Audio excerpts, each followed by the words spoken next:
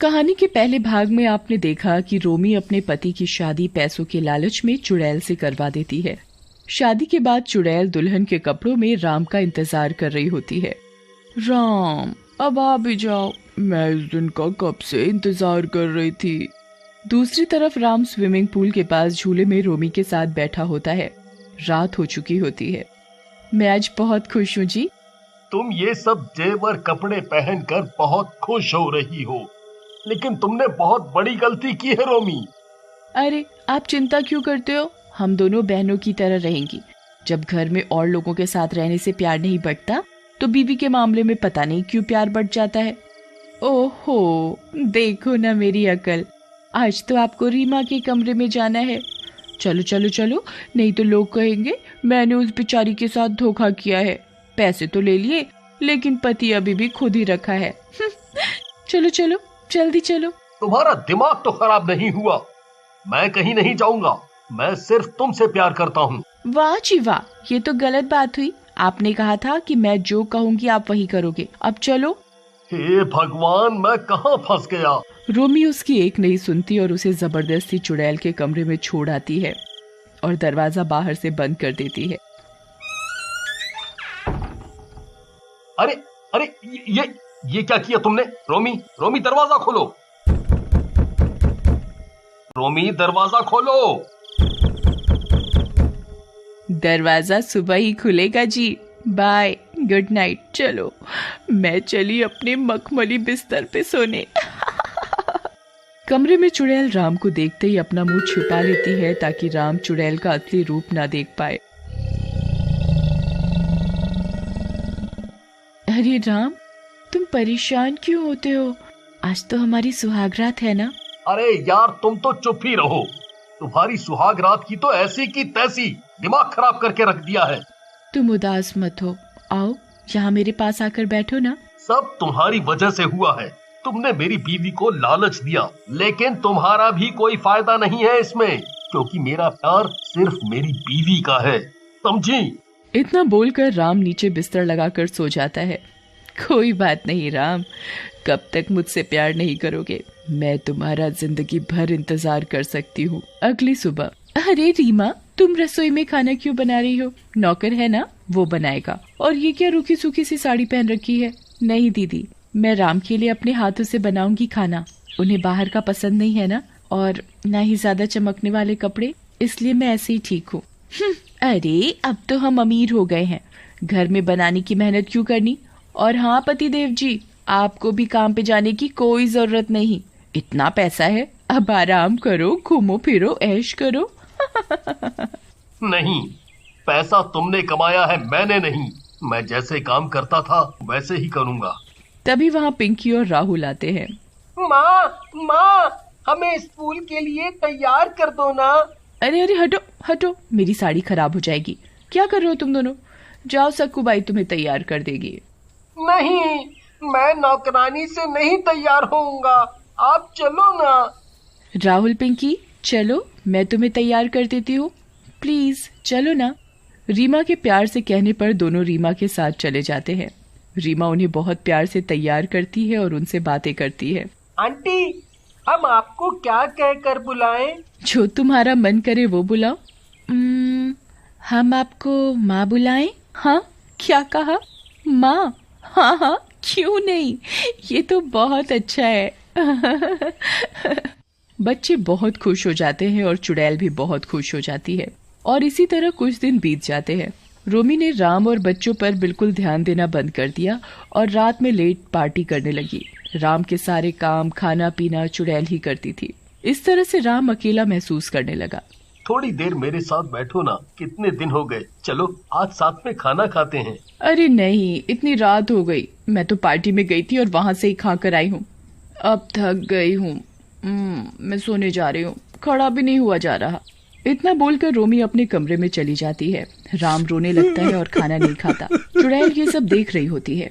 चुड़ैल फिर से रीमा का रूप लेकर राम के पास आती है। उसे रूप बदलता दोनों बच्चे देख लेते हैं और डर के मारे अपने कमरे में चले जाते हैं।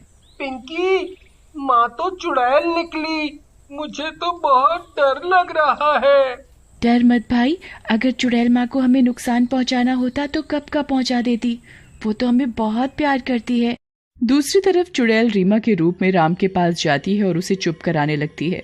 राम तुम चुप हो जाओ, मैं तो तुम्हें खुश देखना चाहती थी इसलिए मैंने ये सब किया। मेरा रास्ता गलत था लेकिन मैं तुमसे सच्चा प्यार करती हूँ। राम रीमा की अच्छाई कई दिनों से देख रहा था। रीमा ने पूरा घर बच्चे अकेले संभाल लिया था, इसलिए राम भी रीमा से प्यार से बात करने लगता है। फिर एक दिन, अरे राम, तुम्हारे जन्मदिन पर हम तुम्हारे पुराने गांव चलते हैं। अरे वाह, ठीक है। लेकिन मम्मी नहीं चलेगी, उन्हें गांव में अच्छा नहीं लगता। तो ठीक है, हम चारों ही चलते हैं। वो चले जाते हैं। दूसरी ओर धीमे धीमे रोमी अपनी पार्टियों और रोज की उस जिंदगी से बोर होने लगती है और परिवार से दूर हो गई है। उसे अब इस बात का एहसास होने लगता है। रोमी घर आती है।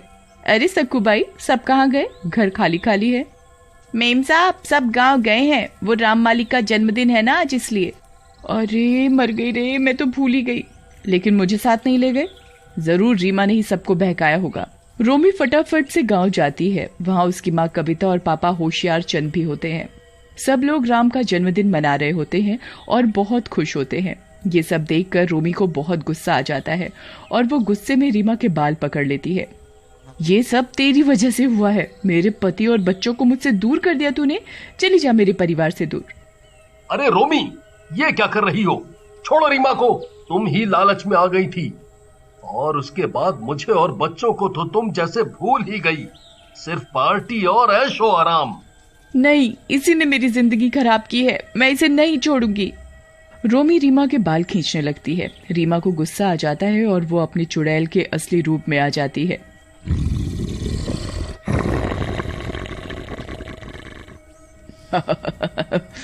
बस बहुत हुआ तुम्हारा नाटक रोमी। रीमा को चुड़ैल रूप में देखकर सबकी आंखें फटी की फटी रह जाती हैं।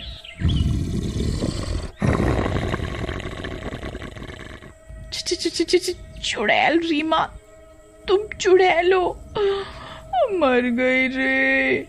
मम्मी, हमें तो पहले से ही पता था कि रीमा माँ एक चुड़ैल है। हमने देख लिया था। हाँ पापा, वो हमें इतना प्यार करती है इसलिए हमें डर नहीं लगा और हमने किसी को नहीं बताया। क्या? लेकिन रीमा, तुमने ये सब क्यों किया? राम, मैं तुम्हारे बचपन की दोस्त हूँ रीमा। जब मैं बड़ी हुई तो मेरे पिताजी तुम्हारे पास मेरा रिश्ता लेकर आए थे, लेकिन तुमने शादी के लिए मना कर दिया और मैं तुमसे बहुत प्यार करती थी। तुम्हारे मना करने का सदमा मैं सहन नहीं कर पाई और मैंने आत्महत्या कर ली थी। पर मरने के बाद भी मुझे शांति नहीं मिली। उस दिन जब मैंने खेतों में रोमी को पैसों के लिए तुमसे लड़ते देखा तो मैंने सोचा कि रोमी को लालच देकर मैं तुमसे शादी कर लेती हूँ। अच्छा, तुम रीमा हो? लेकिन मैं तो किसी से मिला ही नहीं। बस माँ ने बताया कि शादी का रिश्ता आया है और उस समय मैं शादी नहीं करना चाहता था क्योंकि कुछ कमाता नहीं था, इसलिए मैंने मना कर दिया। मुझे नहीं पता था कि वो तुम्हारे पिताजी थे। वो जो भी हो जी, इसने मेरे साथ धोखा किया है। मेरा पति वापस कर। नहीं, तुम लालची हो। राम मेरा है, मेरे साथ ही जाएगा। इतना बोलकर सब रीमा के साथ चले जाते हैं और रोमी अकेली रह जाती है। अगले दिन वो अपने बंगले पर जाती है। मुझे माफ कर दो पिंकी राहुल, तुम तो मेरे साथ ही रहो, तुम छोड़ के मत जाओ। राम। नहीं रोमी, तुमने पैसे लेकर रीमा को मुझे बेचा है। अब मुझे उसके साथ ही जाना होगा। मम्मी, हमें भी माँ के साथ ही अच्छा लगता है। रोमी को अपनी गलती का एहसास होता है। रीमा, मुझे माफ कर दो। मैं सारा बंगला पैसा सब तुम्हें वापस कर दूंगी। मुझे कुछ नहीं चाहिए। बहुत बड़ी गलती हो गई मुझसे, बहुत बड़ी गलती हो गई। इतना बोलकर रोमी रोने लगती है। रोमी रो नहीं, मैं राम से सच्चा प्यार करती हूँ, इसलिए मैंने उनसे शादी की। अब मुझे मुक्ति मिल जाएगी और तुम भी अब राम की कदर जान चुकी हो। राम सिर्फ तुमसे प्यार करते हैं। तुम्हारी अकल ठिकाने लगाने के लिए ही मैंने ये सब किया था, ताकि तुम पैसों को ही अहमियत ना दो। अब तुम साथ में खुश रहना और मैं भी अब चैन से मुक्त हो सकती हूँ। क्या? नहीं रीमा, अब मुझे पता चल गया कि पैसा उतना जरूरी नहीं। तुम मत जाओ, हम सब साथ मिलकर रहेंगे। नहीं, मुझे तो एक दिन जाना ही था और राम से मेरी शादी हुई और मुझे राम का प्यार भी मिला। बस मेरे लिए काफी है। इतना बोलकर रीमा मुक्त होकर चली जाती है।